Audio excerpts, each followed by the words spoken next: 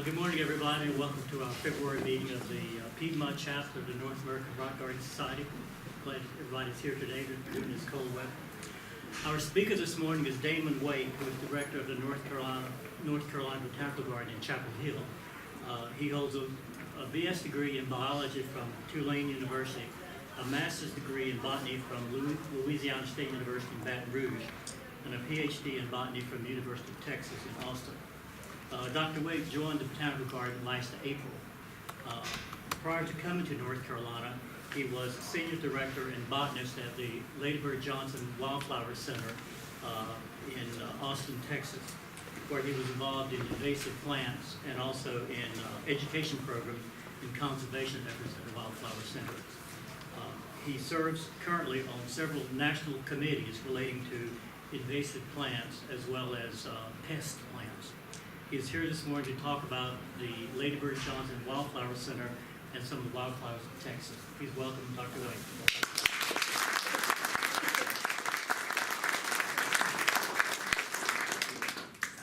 Well, thank you for that nice introduction. I love your acronym, NARDS.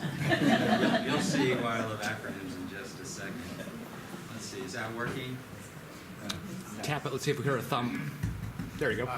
Okay, how's that? Maybe a little bit darker front. Okay, so I think I got invited to speak here before I had even moved here, and as you said, I accepted the position in January, and I didn't start until April, and I get in my email this invitation to speak, and I think it was in February or March, and I'm like, well, what am I going to talk about? I want to talk about this far off into the future about the North Carolina Botanical Garden, but what I knew at the time was all about the Wildflower Center.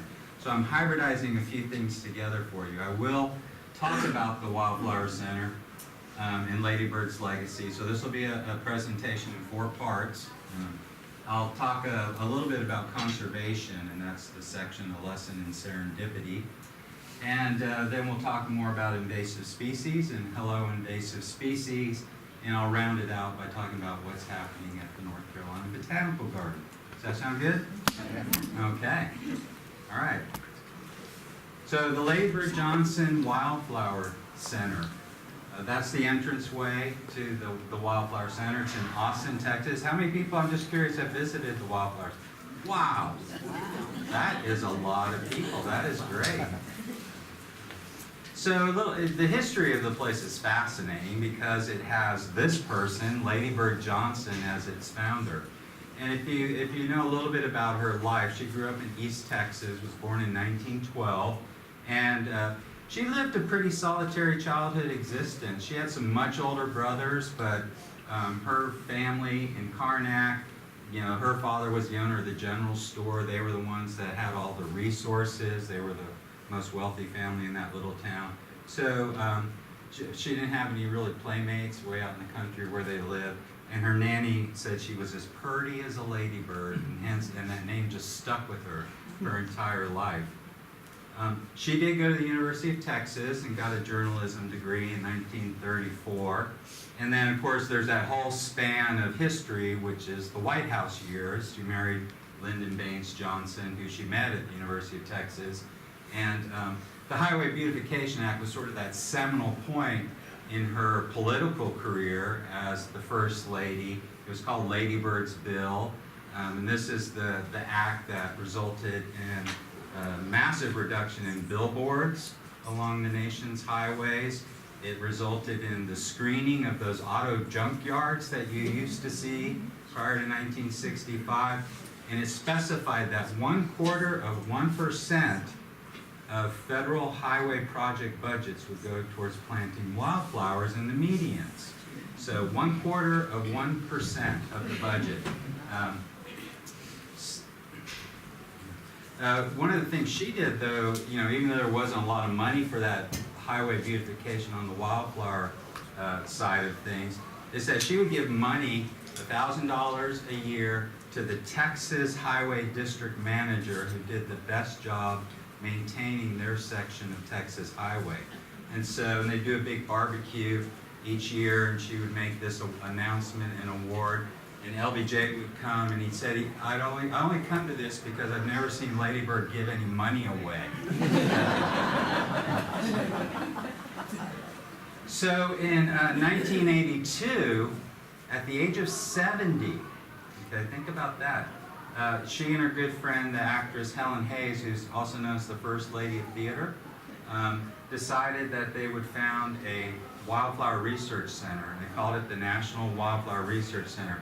Now, mind you, this is an age 70, when most people are really thinking about retirement, and they're not even interested in trying new recipes in the kitchen. So it was pretty progressive. And so, and the story goes that Lady Bird didn't feel like her name was big enough, that she didn't have enough of a national presence to do this alone, and that's why she invited Helen Hayes. So in a little place in East Austin, they set up a farm, and they started propagating and growing wildflowers to study them, which ones would make the best, for example, highway beautification wildflowers. And people started coming out to this farm because there were these large displays of wildflowers. And so it wasn't long after this research center had been established that they decided, let's start a botanic garden featuring Texas wildflowers. That didn't go.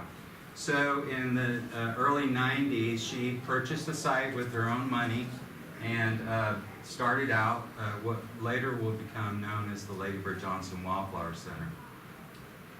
And in 95 it opened. And it looks something like this. So the entrance, the first picture I showed you with the label would be out beyond here, which is the parking lot. And it's got a nice entrance walkway, a central courtyard, number of gardens, different buildings. I'm not going to go into great detail about each of these since half of you have been there. And display gardens of different types and propagation areas, and a trail system, as you can see here. So that opened in 1995. How long that trail system Well, it depends which one. Some are new, some have been, these here have always been there. These are new. And I'll show you that on an overhead map. Because originally, I mentioned it was renamed the Lady Bird Johnson Wildflower Center, but in 2000, so 16 years ago, more land was acquired. So the original site is this light green area right here, and that's 42 acres.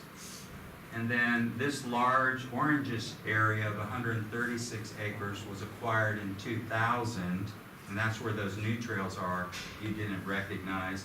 And then in 2003, the corners were obtained. So overall, 289 acres in central Texas hill country, much like a small ranch, a ranchette, if you will, in Texas. And this is what it looks like from the aerial photograph. So again, there's the parking lot and the facility and the main gardens, the display gardens, and then here's the perimeter of the 289 acres.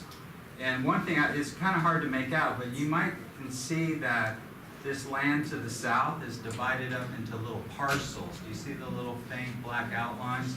So that's our lands. Now you got me mixing up programs. That is the landscape restoration area where they study different land management techniques on the ground, like fire and mowing and things like that.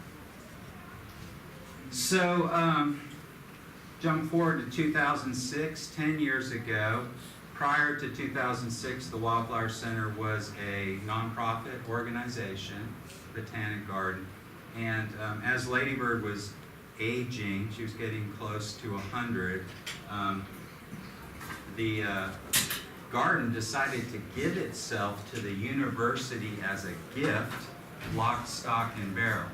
So it really sort of unified the University of Texas holdings of the Johnson family. How many people have been to the LBJ Library and Museum in Austin, Texas? So the presidential library is there.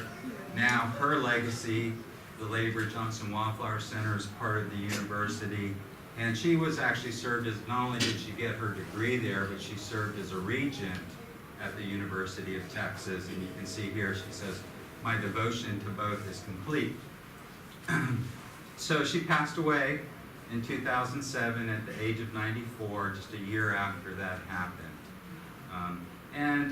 Now that, like any nonprofit, you got your ups and downs financially. It's like a roller coaster ride sometimes. And the effect of the Wildflower Center giving itself to the university really, flatline that out. It will always be part of the university. It will never go away. It really secured that Botanic Gardens future. So in 2012, 30th anniversary was celebrated. That makes this probably a prepubescent teenager in Botanic Garden years, right?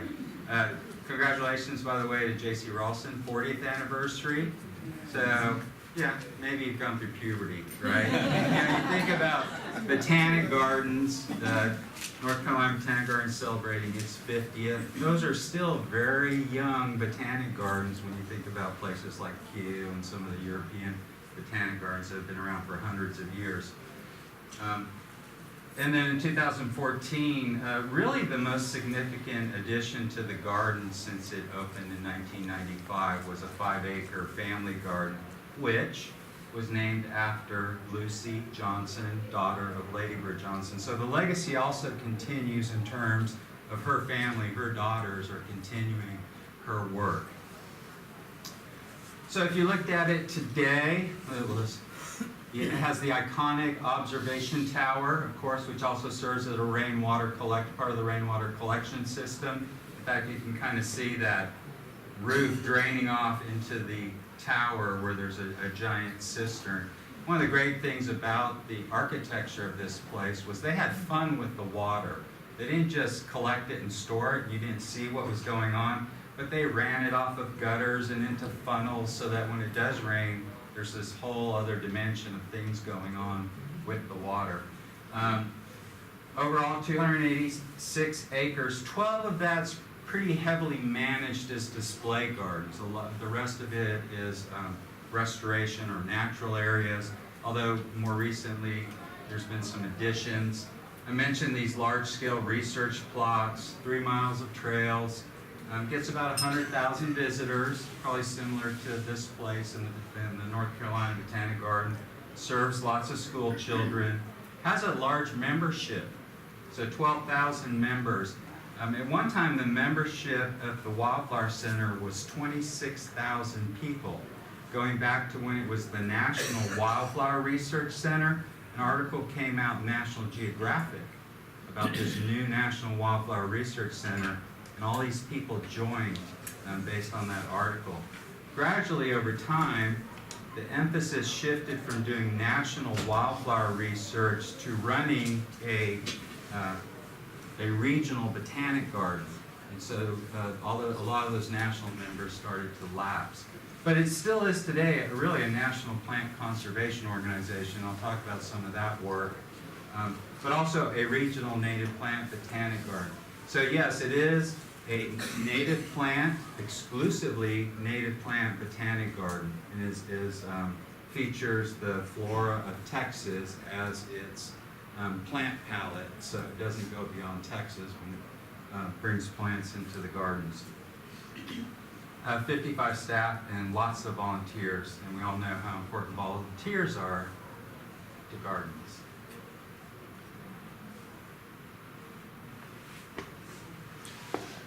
So every day I had to get up, get dressed, drive to work.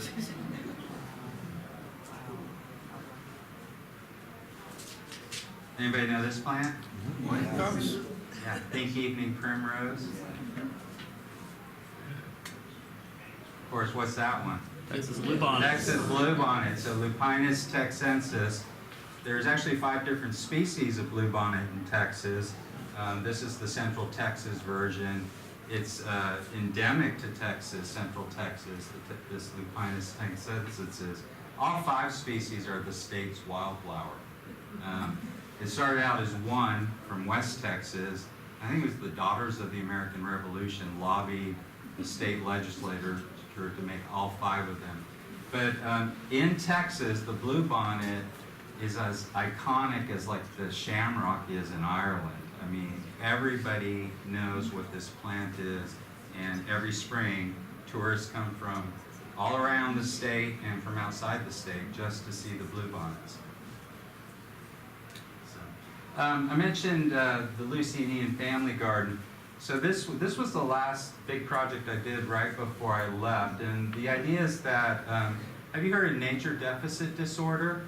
NDD, like attention deficit disorder. Nature deficit disorder came out of a book called Last Child in the Woods by Richard Louv, where he talked about kids don't spend enough time outside anymore. And a lot of childhood maladies like childhood obesity, early diabetes, attention deficit disorder, could actually be traced to not spending enough time outdoors. And so the idea is to get kids outside, interacting with nature, and so this family garden was just such an effort. And you can see there's an interactive stream feature, a grotto, waterfall, all sorts of nice things for kids to splash around in and play in. And this is what it actually looks like from the air. It's a 5-acre family garden, or children's garden if you prefer. And it's on the back side. You wouldn't have seen this unless you've been to the garden in the last 2 years. The back side of the administration area. And you can see some of the features right here. So for example, there's a hedge maze using native shrubs from the region. Here's a wall that has a spiral pattern that follows the Fibonacci pattern that you see in nature. And so there's a lot of educational things built in, sometimes very subtly. It's not a garden of signs and do this and do that. It's a garden where you can explore and interact at will. And it's been a smash hit. Attendance at the garden has gone up 40% since this opened, and it seems like that's going to be sustained.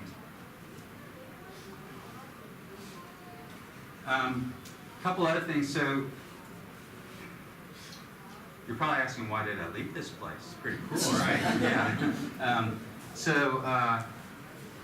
The Lady Bird Johnson Wildflower Center, much like the North Carolina Botanical Garden, is a conservation-focused garden.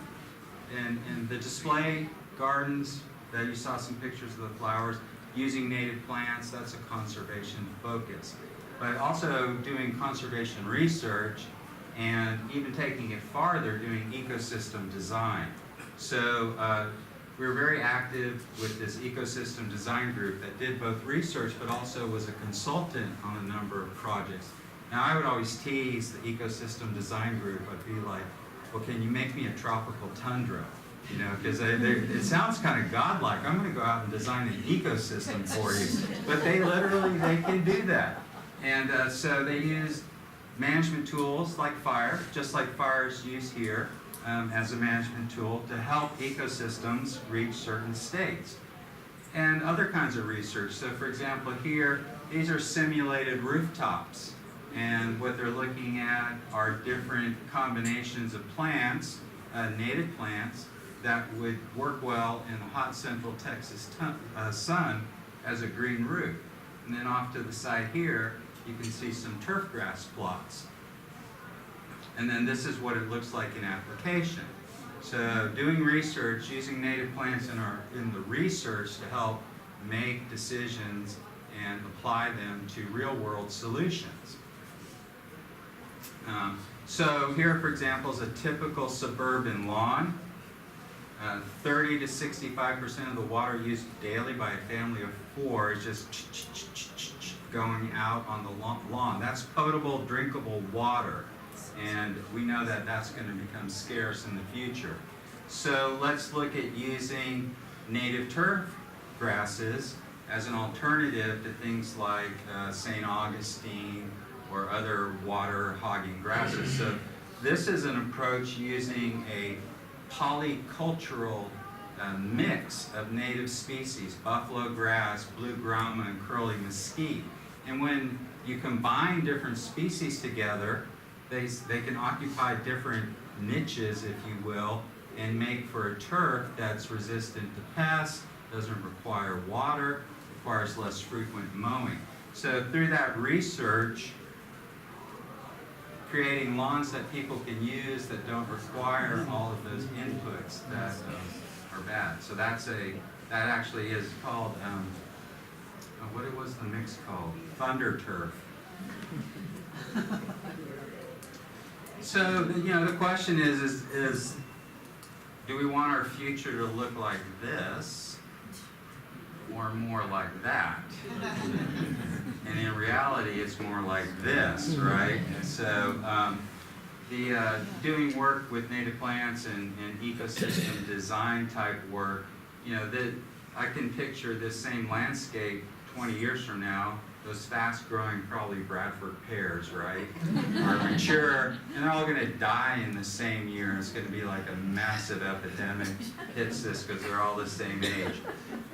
So it got the Wildflower Center to thinking, there's a lot of work that goes into making buildings really green, energy efficient, not requiring a lot of resources to run, using locally sourced building materials.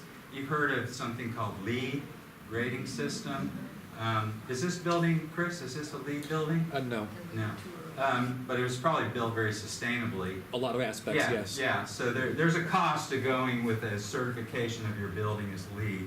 But these are the greenest buildings around right here. But what do you notice about their landscapes?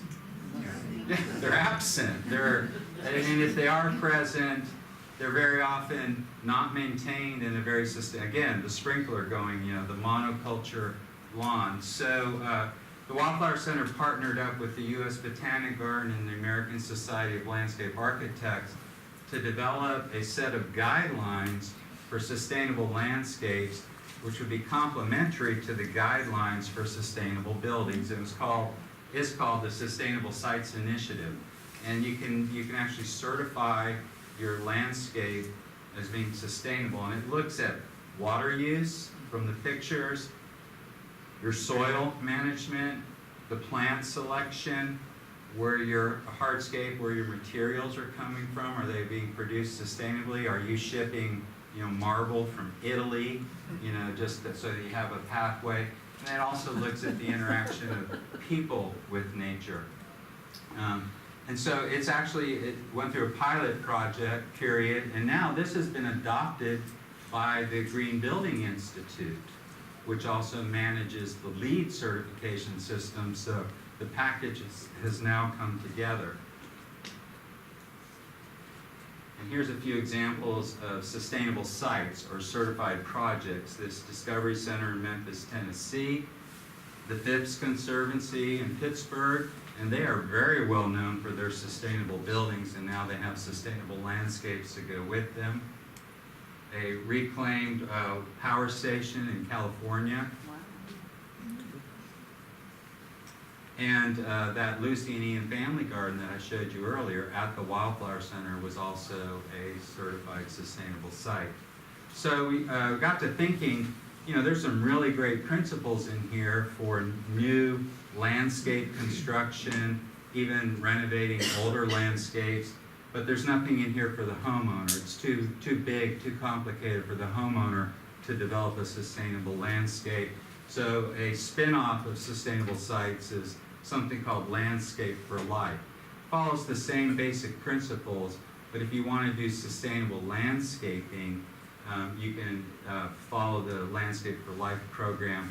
And we're teaching that we'll be teaching that in the spring at the North Carolina Botanical Garden, and hopefully someday J.C. Ralston might get some trained trainers to teach it here as well. And then one thing you may not know, you're familiar with this, but you might be familiar with it, is that the Wildflower Center is part of that national legacy going all the way back before it was built. Remember we said it was the National Wildflower Research Center.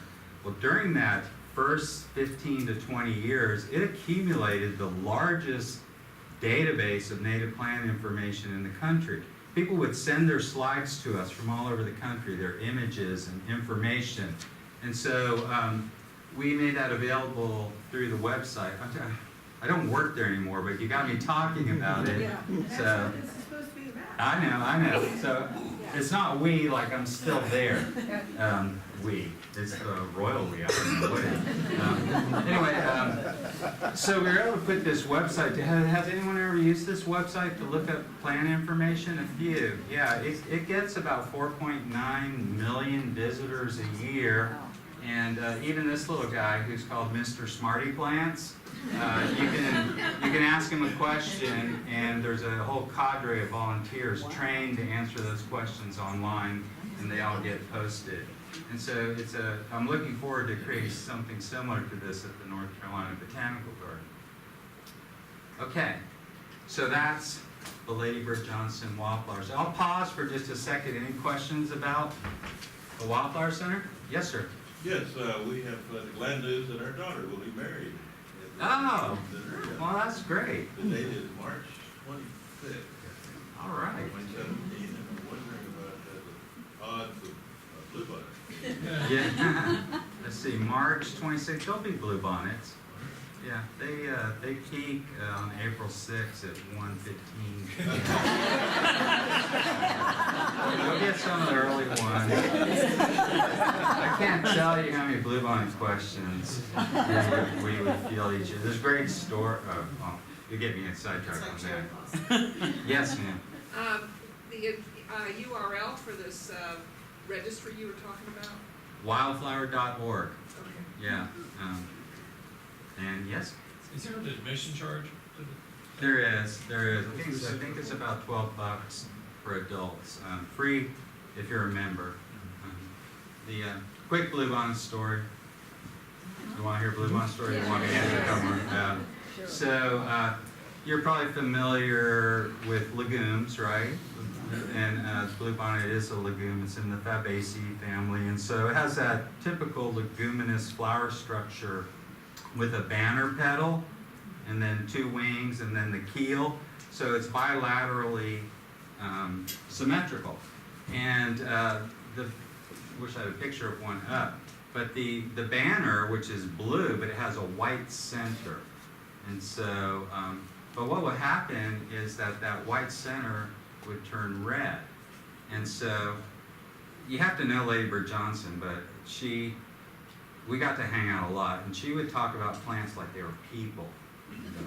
And so she would call, when she looked at a flower and it had that little red center instead of the white, she'd call that the blushing bride. And so the myth was that after a flower had been visited, the white virgin flower had been visited by a bee that had been pollinated, the banner would then turn red, and then so the next pollinator that came along would say, oh, that one's been compromised, right? I'll move on to the next white one. So, and then some botanist, I can't remember her name, well-known botanist, actually put bluebonnets in a greenhouse with no bees, and the flowers changed color without any bees. So, ruined a perfectly good ladybirdism in the interest of science. Yes? Is there a second best popular plant after the bluebonnet? Well, there's another ladybirdism. I'd say ladybird, or I'd say Mrs. Johnson, I just call her ladybird. What is your favorite wildflower? And she'd go, oh, Damon, they're like my children. I can't have a favorite. But rumor was that she liked the bluebell, Eustoma exaltatum, and look that one up because it's got a very spectacular bell-shaped flower. And in fact, it's the namesake of Bluebell ice cream in Brenham, where it was from. So rumor has it that's what's engraved on her tombstone, a bluebell flower. And it's there in large displays, like. Not so much. It's a little harder to come by. My second favorite would probably be Phlox Drumondii, Drummond's phlox, which makes some really spectacular displays in central Texas. What was the research that, when it was a research institute, what kind of stuff did they do besides accumulate pictures of different plants from all over? It was mostly just growing and propagating, looking at like germination of different wildflower species. And so there were they were growing large fields of wildflowers, and that's why the public started to come. And they discovered certain things like, are you familiar with Indian paintbrush? There's one here that, for example, that formed a parasitic relationship with certain fungi, and so they were doing that. There were, I think, 8 botanists working when it first started out, and then it gradually transitioned more to a public botanic garden kind of staff with a few botanists and then educators and other program type folks. So, yeah. When you talk about germinating wildflowers, you know, you have to have that good seed-soil contact. Lady Bird put it like this, you go, each seed needs to find a home. So a little bit, part 2. I have no clue how we're doing on time. Hope you guys don't have anything to do today. I call it a lesson in serendipity, but this also relates to conservation. So in Memorial Day 2011, the largest wildfire in Texas history hit Bastrop County, which is just to the east of Austin. And there you can see three fires actually came together to form this blaze, and you can see the smoke there. And that's what the landscape looked like after. All those white lines were once trees. Okay. Wow. And 1,600 homes burned down. 2 people lost their lives. It was a real tragedy. And you can kind of see from this home that they were living in a forested ecosystem, a pine forest ecosystem. And in fact, it was, I mentioned Bastrop State Park, also some 60% of it got burned. And this is significant because you can kind of recognize that as one of those civilian conservation corps projects from the brickwork. But that's what it looks like. So 34,000 acre scar on the land from this particular fire. Now, why it's significant is in a lot of ways. So on this map, Bastrop is right in this green splotch right here.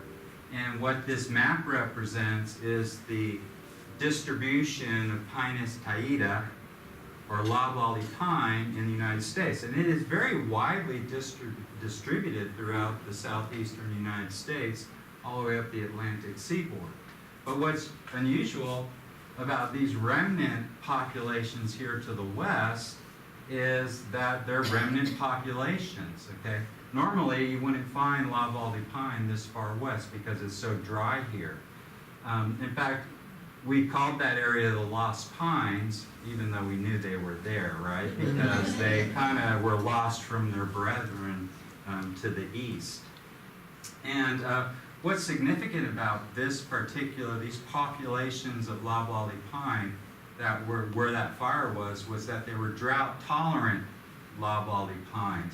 And so that's important. They had fewer stomata along the leaves, so they'd lose less moisture from their leaves. They had a thicker, waxy cuticle on their needles so that they wouldn't evaporate water out of their leaves as quickly, and some other adaptations. That's a great thing to have. Who knows what the future holds for our planet in the southeastern United States in terms of temperature change. It'd be great to have a drought-adapted loblolly pine available should we need it for any restoration purposes in the future. And that's what it looks like. You're familiar with loblolly. I know it's kind of a trash tree around here that you like the long leaf and the short leaf much better. But it is a very important pulpwood timber product in the southeastern United States. So 34,000 acres of that lost pines disappeared. And everyone just kind of like, oh my God, what are we going to do? We're never going to be able to replace all of these trees. So enter Tom Bynum, a Texas Forest Service geneticist who was studying those drought adaptations of the lost loblolly pines. And in 1995, as part of his research, he had collected 1,000 pounds of seed from those populations. and was doing his research. So much seed, in fact, that he had to store it in the freezer of a grocery store in Lufkin, Texas. So this grocery store was just saying, yeah, you can use a little bit of our freezer space for your 1,000 pounds of seed. And when everyone was kind of throwing up their hands going, oh my God, how are we ever going to replant all these trees? He raised his hand and said, well, I've got 1,000 pounds of seed of it. And so everybody went into gear. The seed had been in that freezer since '95, so already it was 20 years old. Wow. Okay. It that's what the seed looks like. It had been cleaned. It was beautiful. It wasn't in the pine cones anymore. So everyone got to work, including the Wildflower Center, because of our proximity to Bastrop. We said, let's start growing pine trees for recovery and restoration. So we built some structures, got the seed, got the volunteers to plant the seed. Come on, clicker. Put them in the new structure. And a few months later, voila. Okay. So the Wildflower Center grew close to 1 million loblolly pine seedlings from the seed from the place that burned down from 20 years ago, germinated at 96% rate. But you see what I mean? Let's not let serendipity be our guide to conservation. If that seed had not been rediscovered, it would have set the whole restoration process back several years. Would have had to go collect seed from the remaining trees that hadn't burned, clean them, propagate them. Now, several other large growers also grew millions of trees. The goal was to replant 5 million trees over the next 5 years. Wow. And so here the volunteers are taking them out of their containers. They'd get boxed up. And then volunteers would then, in the Bastrop area, go and replant those burned out areas. So those are all the loblolly pines that are dead. You can tell why they're wearing hard hats. Who knows when those trees are going to fall. So great effort. So, seeds are, I think of them as like an insurance policy against extinction. And it would be better if we were proactive about collecting and conserving and storing seed versus being reactive to the next unforetold, disaster that's going to happen. And a good example, are you guys familiar with this insect yet? Should be, because it's here. This is emerald ash borer. Was introduced in 2002 from Russia and Western Asia in the wood packing material that comes with shipments, because it's a wood-boring insect. And this is the adult. It's tiny. Probably would fit on a dime very easily. It's a gorgeous insect. The trouble is, its larvae, it lays its eggs exclusively on ash trees, and then its larvae bore through, eating the cambium of the tree.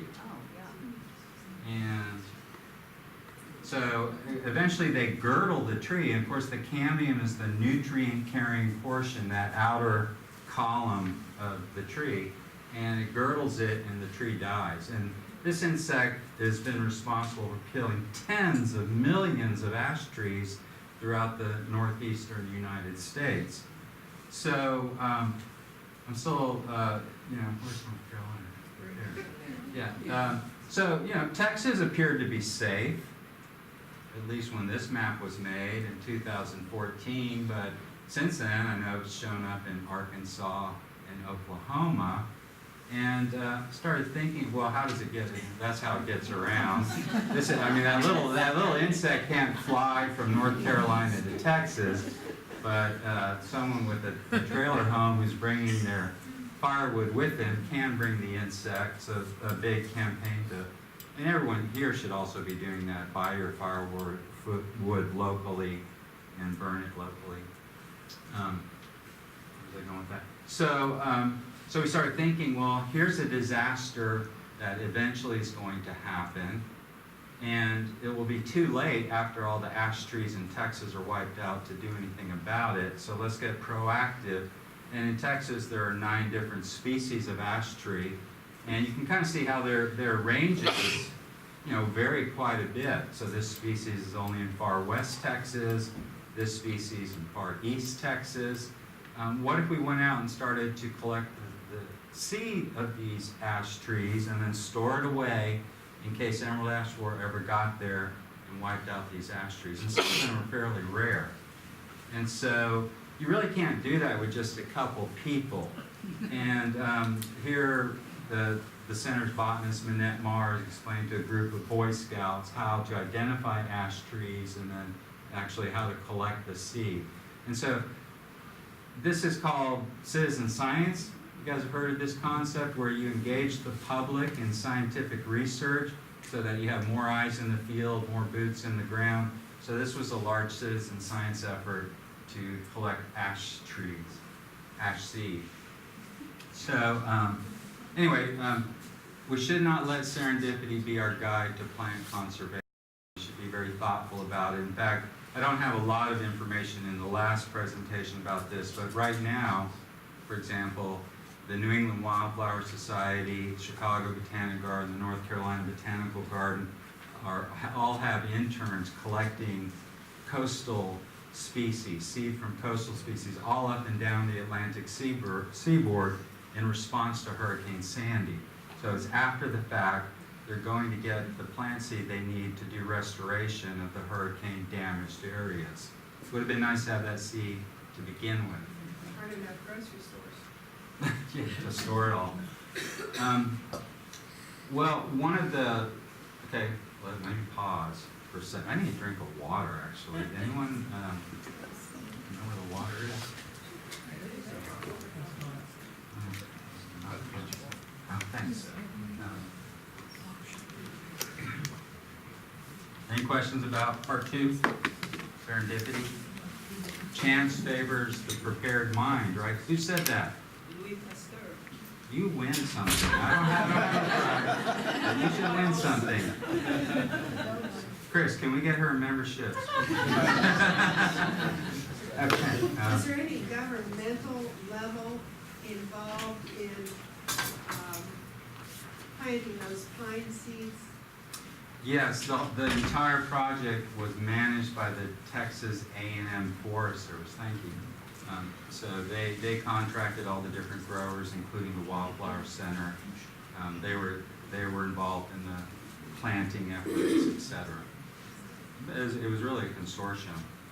Yes. Has there been any thought of doing that on the edges of and out from the original area? For example, with many species that used to grow only in the warm south, moving north as temperatures warm. Is there any attempt to replant those things further out to see if they really will have new areas if we give it a chance? There's a lot of research going on in that area. It's called assisted migration because if climate changes faster than plants can move, which it appears to be doing, and plants move very slowly by seed dispersal, that you can assist that by getting out ahead of it. So a good example is, for example, the Wildflower Center was starting to create West Texas gardens in Central Texas and using the really drought-adapted plants from West Texas and trying them out in Central Texas. So there are some efforts. There's a lot of debate about it as well. Does that kind of answer your question? Yes, sir. In this area, we have amongst our golf courses been Pinehurst #2 that recently was redesigned using native species. Are you aware of any golf course research that has done conserved water? Yeah, a lot of golf courses are doing that. And that ecosystem design group I mentioned earlier had worked with the PGA Association at one time to create more roughs that were habitat-like. Now, not so much on the fairways and the greens because of the requirements of the golfers. You can't really have them trying to putt through blue bonnets, right? So, but yeah, and I've noticed that at a number of golf courses, outside the fairways are trying, say don't go in here to get your ball because there's snakes and we're trying to maintain this nice little habitat.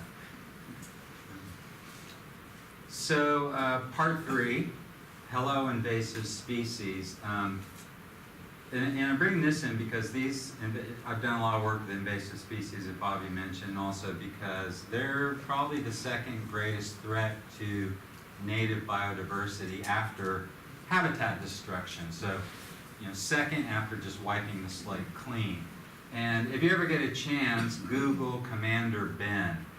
At this age of 13, he was the only kid I ever met who had any interest whatsoever in invasive species and knew what they were. So, and he posts video on the web, and he acts them out. So, for example, a fistful of salt cedar was one of his titles. He would spoof off of kung fu movies and things like that. So, a great kid. So, sometimes there's confusion about what an invasive species is, so I always like to include this sign. This is the federal definition of what an invasive species is. It comes out of this executive order 13112 that President Clinton signed in the 90s.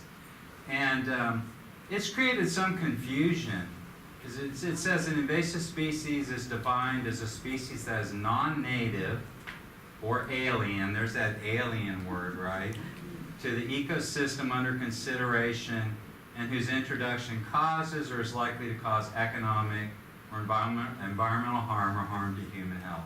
So it's a pretty thorough definition, but a native species can be invasive, right? Yeah. If you take a species that's native on the East Coast, like Phragmites, and you transplant it to the West Coast, it can take over. But it's not native to the ecosystem that you brought it into. So, that's kind of a fine point. You'll hear people talking about invasives as exotics. Well, not all exotics are invasive. Sure, a lot of invasive species have their origin as exotic ornamentals, but not all of them. They're typically kind of negatively defined, which makes it difficult to understand. My favorite definition is ladybirds. One day we were out in the golf cart, so I threw this picture in, and I saw a chinaberry tree out in the middle of a Wildflower Center natural area. So it gave me the opportunity to expound on invasive species, and I got on my soapbox and I kept, going off on the second greatest threat to biodiversity, yada, yada, yada. And she turned to me, she goes, "Damon, that's a plant that has no socially redeeming value." Well, God knows how many feds, worked for days to come up with that definition. I like hers better. And the trouble with them is one man's trash, like this buffalo grass, is another man's treasure, right? So there's lots of different pathways, including commerce for invasive species, or wood packing material, like with emerald ash borer. And so, if you had Googled invasive species 20 years ago, you might have got a few websites. Now you do it, you get tens and tens of thousands. And this is just a sample of invasive species posters, right? Wanted, dead or alive, the kind of that, these guys are bad, let's wipe them out, stop the invasion. So we started thinking in Texas, isn't there a better way to do this that's not so negative? And came up with the Hello, Goodbye campaign. So the idea is that hello, new invasive species, goodbye something you love. In this case, hello, zebra mussels, goodbye, Texas lakes. I have a little, do we want to play the little song here? Have you guys heard this song? No? Can you try and play it, Chris? Do you have speakers? We have little ones attached to here. Is it a video on the slides? Yeah, if you click that little there we go. speaker right there on the upper right. Oh, there we go. See if that'll play.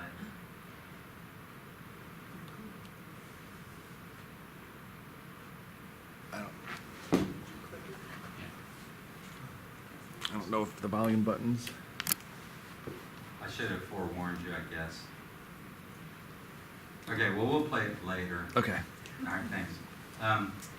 There's one really great invasive species. It's a Mediterranean mustard that has the common name bastard cabbage. I mean, how could you like bastard cabbage? And it takes the place of bluebonnets. which I already told you was so iconic. The Texans love their bluebonnets, so here we can really introduce them to the concept. You're going to lose your bluebonnets if you let bastard cabbage take over. It is a mustard. I tried to rename it bitch lettuce, and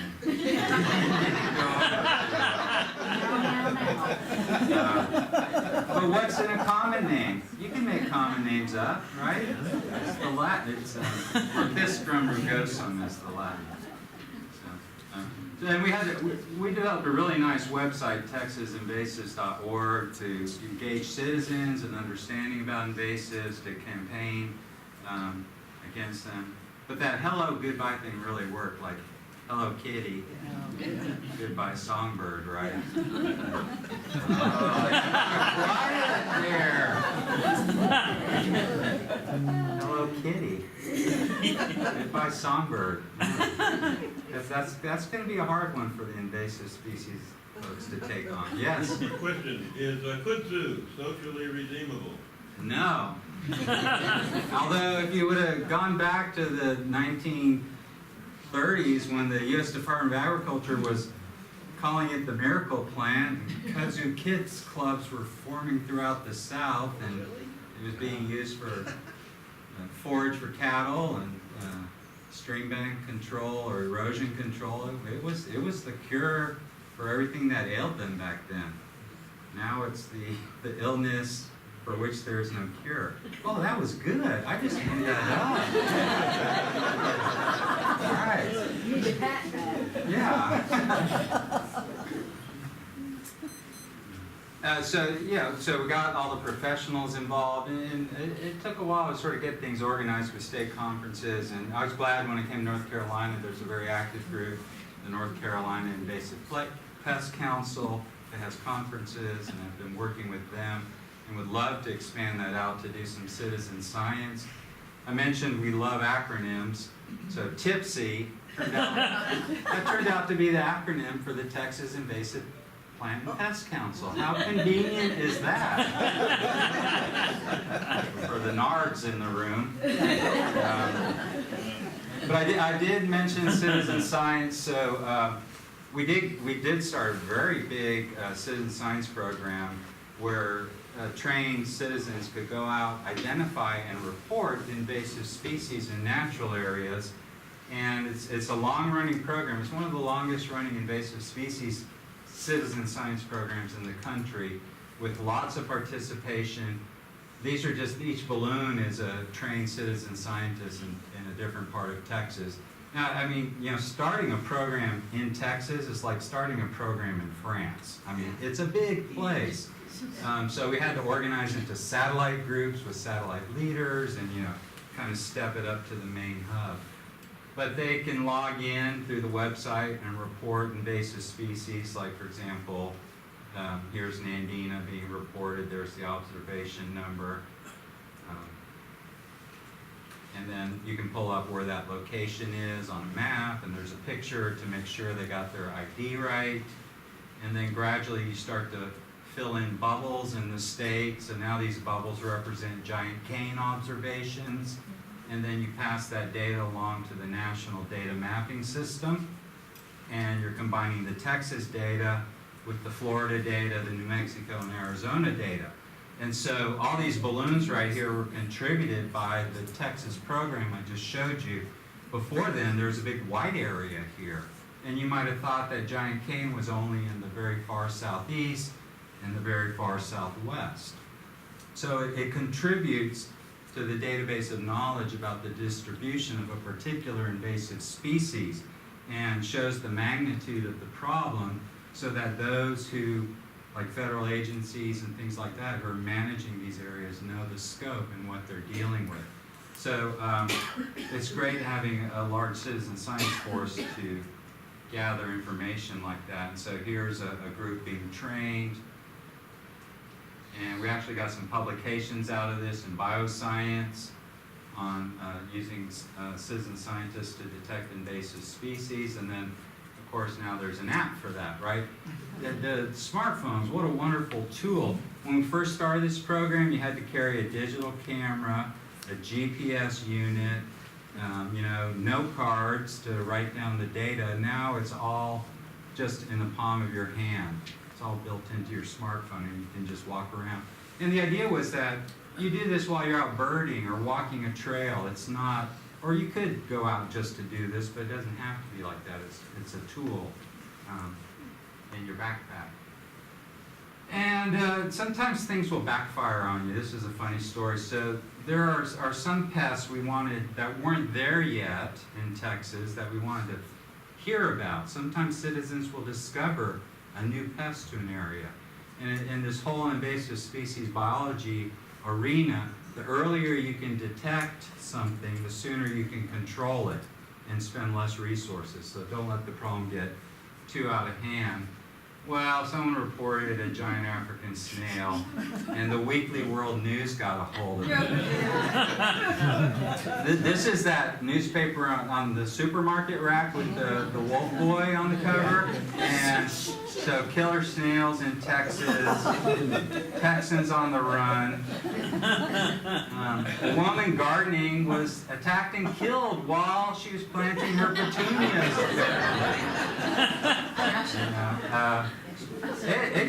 We were getting probably 50 phone calls a day during this period from very should I keep my kids indoors? The killer snails are loose in Texas.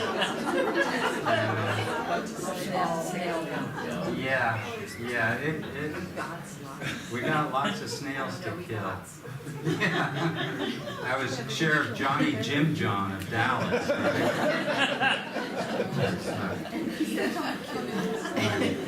Took a while for that to die down. Okay, so that's kind of what Texas was up to with respect to invasive species. I just kind of want to share that with you because it's an important thing for conservation. Yes, sir.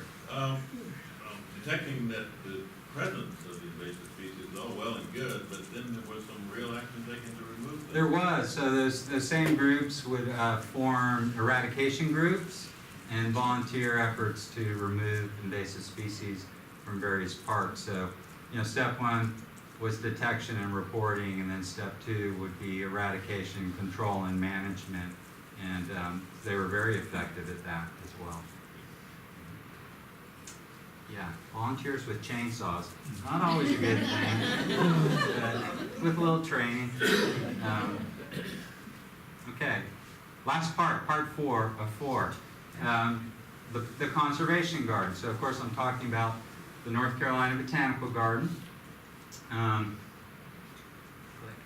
So our mission is to inspire understanding, appreciation, conservation of plants, and also to advance that relationship between people and nature. And very similar, kind of, to the Wildflower Center, conservation-focused garden, a real emphasis on native plants.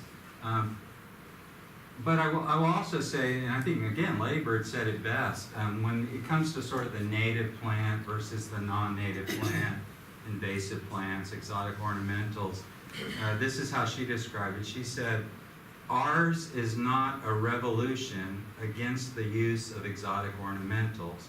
Rather, it is a resolution to use native plants where appropriate in the landscapes of North America so that Vermont looks like Vermont, California like California, Texas like Texas, and North Carolina. Yeah, she didn't list all the states, but you get my drift, is that, plants give us a sense of place, of regional identity, and using native plants in our landscapes helps preserve that sense of place and regional identity. So it's not being anti-non-native plants or exotic ornamentals, it's just using native plants where appropriate.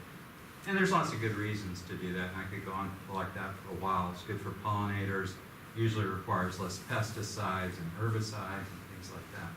So it's the focus of the North Carolina Botanical Garden as well. And like the Wildflower Center, the North Carolina Botanical Garden is a university-affiliated garden, like the J.C. Ralston Arboretum is as well.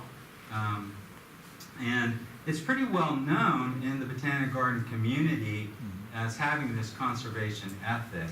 And that's because they were very explicit in the 90s about marketing ourselves as a conservation garden. That was kind of a new thing for the Botanic Garden community at the time. So we are also the region's most comprehensive authority for southeastern plants, thanks to the University of North Carolina Herbarium and Dr. Alan Wheatley being part of the garden. So the largest herbarium, everyone know what a herbarium is? I assume you do. Largest herbarium in the southeastern United States. And then we provide all the same, kinds of programs and activities for kids and adults as any botanic garden would, and we just do it with a conservation focus. So a little bit of the history of the North Carolina Botanic Garden. One of the things I did notice when I got here was compared to the Wildflower Center, which, if you remember, gave itself to the University of Texas in 2006. That was a brand new relationship in 2006, and it's still only 10 years old. Well, if you look at the legacy of the North Carolina Botanic Garden, it starts in 1903 with the very first botanist on the faculty of the University of North Carolina. So this is probably back when UNC was just like one building, right, with 10 faculty. And the very first botanist, this William Chambers Coker, started a teaching collection on campus, which today is the Coker Arboretum. How many people have walked through the Coker Arboretum? Most of you. Great. So it wasn't until the 50s that the university said, well, let's do a botanic garden. And it wasn't until 14 years later that the garden opened its first publicly visited trail. So in fact, this year, didn't know you guys were celebrating 40, but we're celebrating 50. So now we've got two things to celebrate in the region. Lots of great anniversaries. And just kind of a history of things happening. Now, a lot of the parts of the garden weren't always part of the garden. Like the Coker Arboretum became part of the North Carolina Botanic Garden in '82. And in '84, Mason Farm was added. And then in 2000, the herbarium was added. It's like there's some sort of like land acquisition going on here. And then Battle Park and Forest Theater. And basically, I think what was happening over time was the university landscape crews were having difficulty taking care of these very specialized landscapes. And so they were turning them over to the garden for management. And in '09 was a signature year. We opened a brand new education center that's LEED Platinum rated. And today, over 1,100 acres are part of the North Carolina Botanic Garden. And when I mentioned the conservation garden, is the garden really broke out in the 90s when it started talking about doing conservation through propagation, seed banking. Talk a lot about seed banking today, natural area restoration, invasive species control. So these are all conservation topics, sustainable gardening practices, providing information on the southeastern flora, and always thinking about connecting people to that. So if I look at the organization, I see 4 really core program areas: conservation, education, research, and horticulture, or demonstration and display. And I was also looking, these were our logos. And I was like, whoa, why do we have 9 different kinds of logos for the Botanic Garden? And so I'm big on this one ring to rule them all, one ring to find them, one ring to bring them all, and in the darkness bind them, right? So let's have one logo instead of 17. And there you go, there's the new logo for the North Carolina Botanical Garden. Is it clearly a dogwood to everybody? Okay. State flower, not the state wildflower, but the state flower. What are these structures? Brax. Yes, petaloid bracts. Very good. This is a very educated crowd. A lot of people would have said petals. So the actual flowers are right in the center. And here we have them artfully arranged in a Fibonacci spiral. A nice little math lesson in there. And we've got our 4 core petaloid program areas. It's a funny color, though. Well,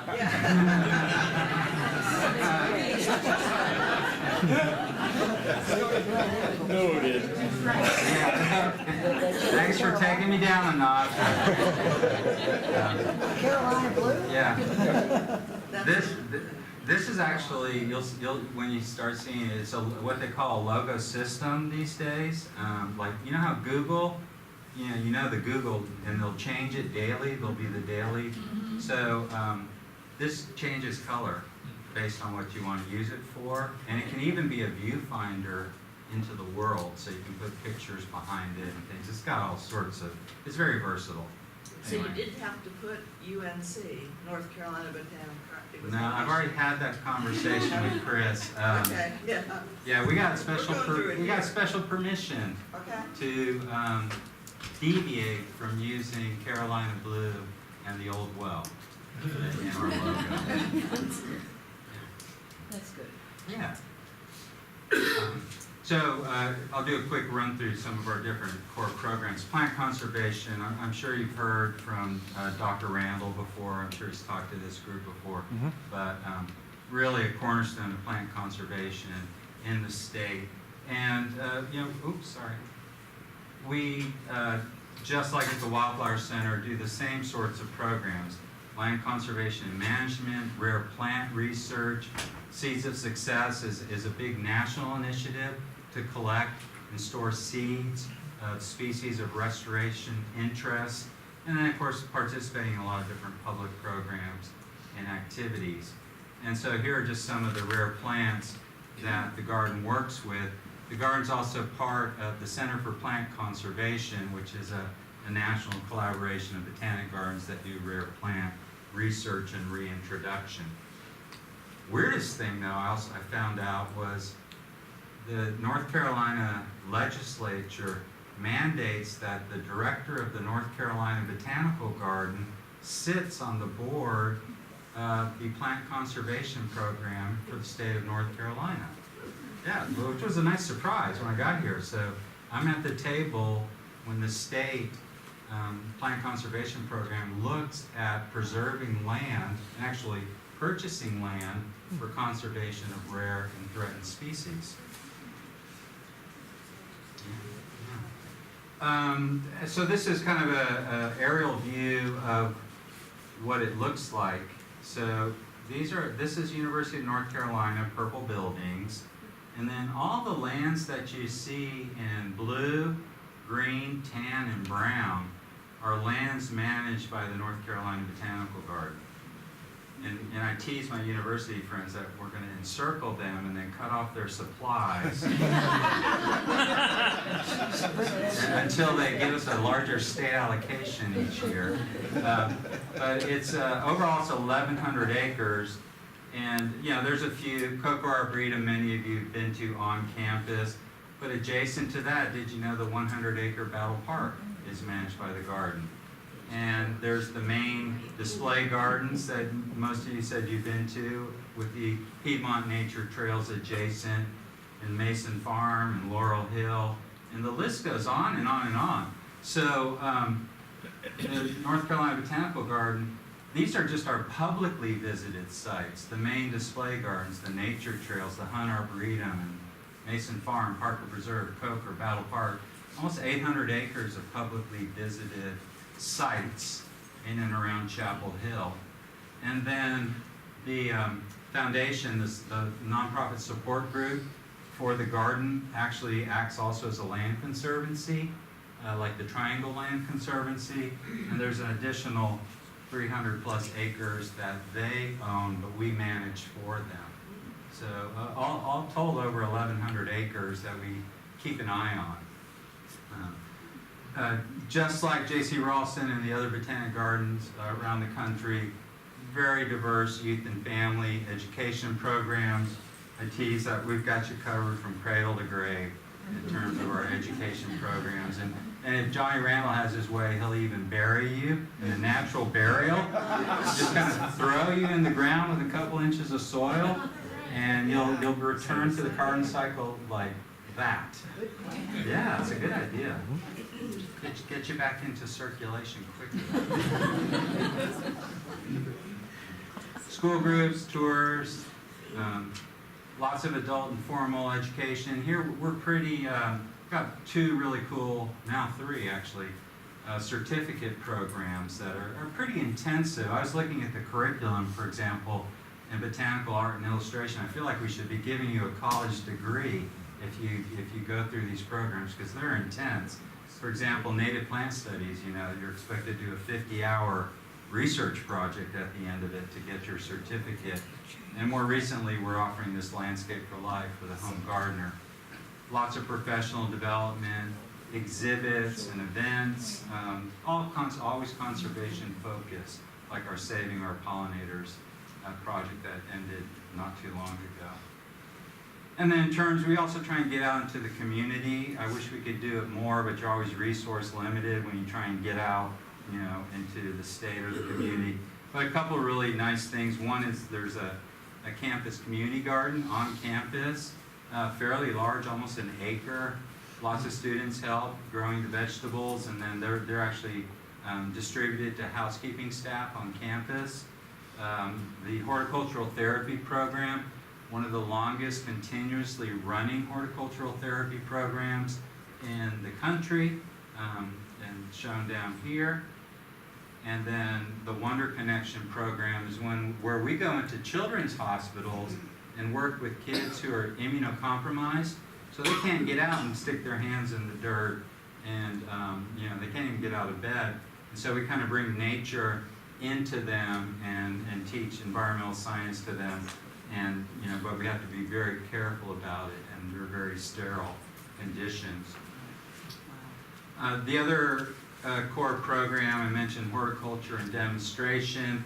If you come to the main garden, you'll see all these different kinds of display gardens, from the carnivorous plant connection, you know, through the mountain habitat, Piedmont habitat, coastal plains habitat.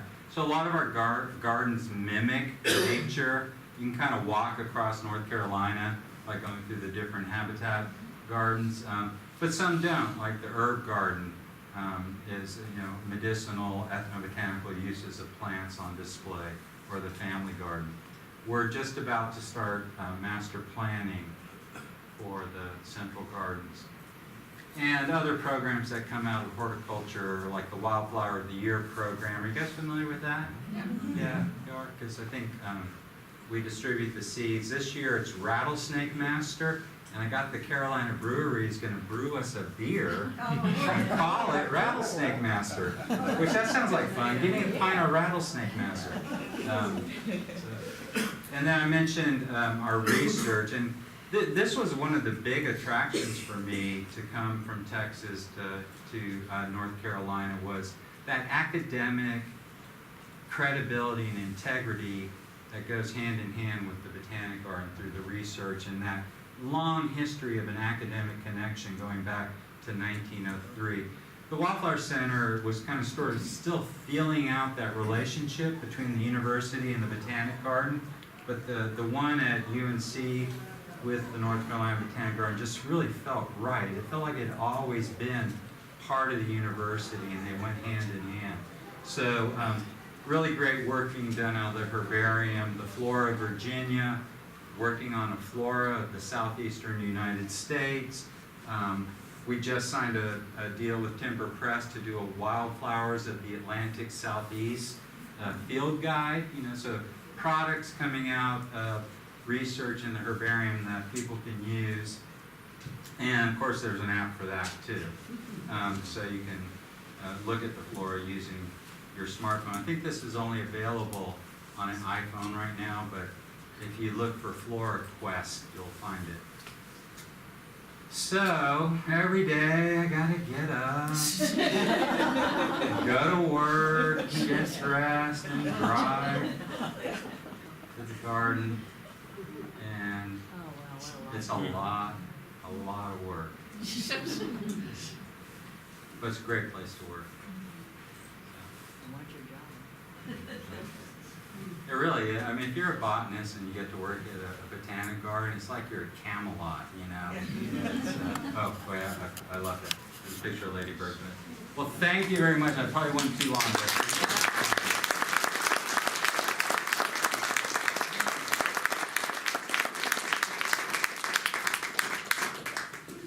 Thank you. Any more questions for Damon? We have some time. Every time, happy to answer questions. I have male answer syndrome. I'll answer the question no matter what. Yes. Just curious, the visionary forest geneticist that you mentioned, is he still alive to see the explosion? Oh, yes, he was directly involved in all those projects. But Yes. he's currently still active? Yes, yes. He deserves it. Oh, he got great recognition for what he did, even though he didn't know he was doing it at the time. Does he get the best? He had vision. Yes, sir. Yes, do you know Dr. John Cartez by any chance? I do know John Cartez and the synthesis of the North American Yeah, flora. Bonap. Yeah. Which really formed the kernel of a database that many people use, the USDA plants database, which is a great resource for taxonomy of plants that occur in North America and even into Canada, so, well, in other regions. So, yeah. Good. We're good? Okay. I gotta say about one bluebonnet story. Okay. In '96, I decided to drive across the country, see the whole thing, and went through Texas to see the bluebonnets in April. They'd had 6 months without rain. I saw one. No. I just stayed twice and saw Oh, my goodness, one. yeah. I'll go back. Yeah, yeah. There last year, there were millions. Yeah. Yeah, good years and bad years, and, What absolutely struck us is to underscore what you said about how Texas was a problem. We would see gangs of motorcycle riders pulling up to bluebonnet things and posing in the fields of bluebonnets with their motorcycles and Yeah. taking pictures made. yeah, and not dentists riding motorcycles like banditos with tattoos and, yeah, hardcore gangs. Yeah, well, Just a quick question, is there a lot of science, citizen science projects currently at where you are now? well, I don't think so yet, but we're doing a symposium in Duke on citizen science in the region. So I know in the bird community, Christmas bird counts and things like that have been going on for a very long time, and that's active. But as far as on the plant side of things, probably not so much. So we might try and get something like that going. We dabbled in some other citizen science, like using citizen scientists to, while they were collecting information on invasive species, like documenting rare species, then we realized they're tracking in invasive species into rare plants.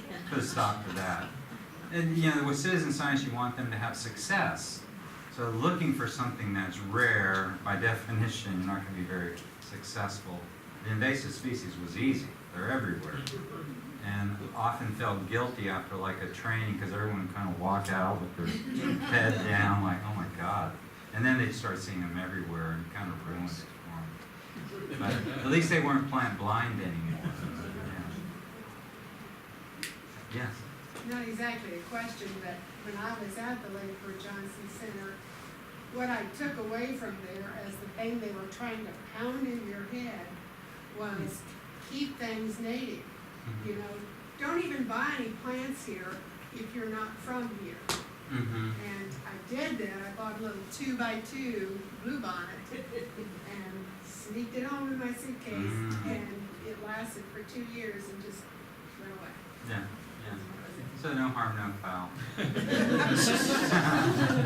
But I thought it was interesting that, you know, just someone from the outside would get that message so strongly. Yeah. It was just everywhere. Yeah, you know, I always think of this whole, it's like a continuum, right? You can get people who are pretty hardcore when it comes to native plants to the exclusion of you use anything else, I don't even want to talk to you. And so it's a continuum to me toward to the other end. So I'll plant everything anywhere, who cares, you know, doesn't matter. And I'd say the Wildflower Center was a little, you know, pretty close to one end of the spectrum.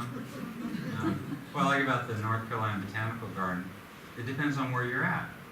So I'd like the main garden, the display gardens, to be native plant gardens and demonstrate for people how to use native plants and really high design, you know, aesthetically pleasing arrangements for all the good native plants bring. great for native pollinators, etc. But we have Coker Arboretum, where we can demonstrate horticultural, varieties. In fact, Asian, congeners with our North American plants. We've got a campus community garden for vegetables, and we've got natural areas that we can restore back to their native biodiversity. So we have all these different places to use all sorts of plants. And so it's not quite as, I don't want to use the N word. You know what I'm talking about when it comes to native plants. The NAZI, you heard that? Yeah. Yes? You got cooperative programs. Well, all the botanic gardens in the region cooperate. We meet a couple of times a year. And I'm trying to think what specific programs. None that I can think of offhand. What's the kind of the beautiful thing about this area is you've got sort of the more naturalistic thing going on in North Carolina Botanical Garden, conservation focused. You've got research going on here and an ornamental focused garden here. You're doing a lot of stuff with native cultivars, right? On the ground, some. And then you've got Duke Gardens, which is kind of more of a show garden, more of just, I want to enjoy the beauty of this place. So, in a very small area, you've got lots of great choices if you're into gardens. Okay, thanks again. Thank you.